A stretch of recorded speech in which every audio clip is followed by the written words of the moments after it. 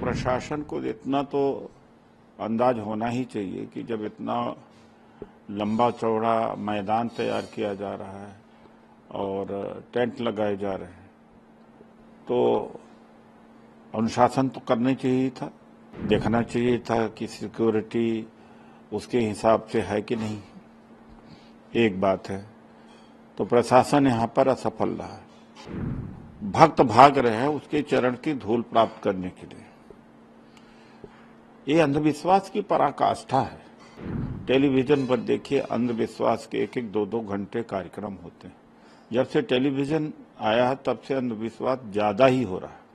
सूरजपाल जाटो उर्फ भोले बाबा, इसके सत्संग यूपी में होते रहे हैं और बड़े बड़े होते रहे, तो प्रशासन को इतना तो अंदाज होना ही चाहिए कि जब इतना लंबा चौड़ा मैदान तैयार किया जा रहा है और टेंट लगाए जा रहे हैं तो अनुशासन तो करना चाहिए था, देखना चाहिए था कि सिक्योरिटी उसके हिसाब से है कि नहीं।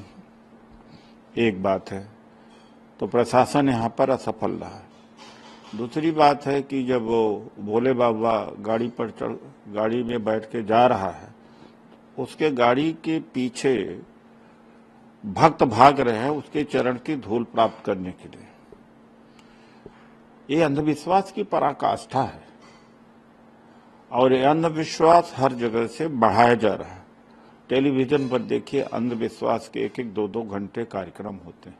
जब से टेलीविजन आया है तब से अंधविश्वास ज्यादा ही हो रहा है कि ये करो तो ऐसा हो जाएगा, वो करो तो ऐसा हो जाएगा।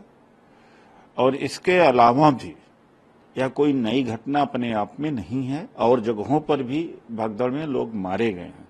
कुंभ मेला में है, हरिद्वार में हुआ, उज्जैन में है, सबरीमाला में हुआ, नासिक में हुआ, कई जगहों पर हुआ। तो इसको जड़ से समाप्त करने के लिए अंधविश्वास और भक्ति को खत्म करना पड़ेगा, जो शिक्षा के माध्यम से ही हो सकता है। और सरकार की बड़ी अहम भूमिका होनी चाहिए इसमें। सरकार इसको प्रमोट न करने दे। जो झूठ का वादा करते हैं कि इसको भभूत दे दिया तो बच्चा पैदा हो गया, कैंसर ठीक हो गया, तो इससे क्या है कि लोगों में विश्वास बढ़ता चला जाता है। तो कहीं ना कहीं विराम तो लगना चाहिए। ऐसे बाबाओं को गिरफ्तारी होनी चाहिए। जितने बाबा इस तरह से झूठा बोलते रहते हैं और गलत प्रचार करते रहते हैं, स्वर्ग का लालच दिखाते रहते हैं और धन में वृद्धि होगी, परिवार बढ़ेगा, सुख शांति होगी, व्यापार बढ़ेगा, ये कर लो वो कर लो, ये सब अंधभक्ति में आता। जो उसके चरण की धूल के लिए पाने के लिए लोग भागे थे, तो यही तो कारण था कि धूल मिल जाएगी तो हो सकता है जिसको बच्चा नहीं पैदा हो रहा बच्चा पैदा हो जाएगा, या जिसका व्यापार में घाटा हो रहा है तो घाटा नहीं होगा, या शादी विवाह हो जाएगी घर में, खेती ठीक ठाक हो जाएगी। मैंने तो इस तरह से देखा है कि वो रहता ही भी नहीं जहां उसके सीढ़ियों को चूमते हैं लोग। तो यह हमारे देश में हो रहा है, आज के समय में हो रहा है। तो इसका निराकरण सरकार के द्वारा भी किया जाना चाहिए। हमारी शिक्षण संस्थाएं फेल हो रही हैं और जिस तरह से पाखंड फैलता और तेजी से जा रहा है, पहले इतना बड़ा पाखंड नहीं था, इसको कहीं ना कहीं रोकना पड़ेगा। इसका असर हमारे इकोनॉमी में, हमारे सोसाइटी में, पॉलिटिक्स में और हर क्षेत्र में पड़ता है।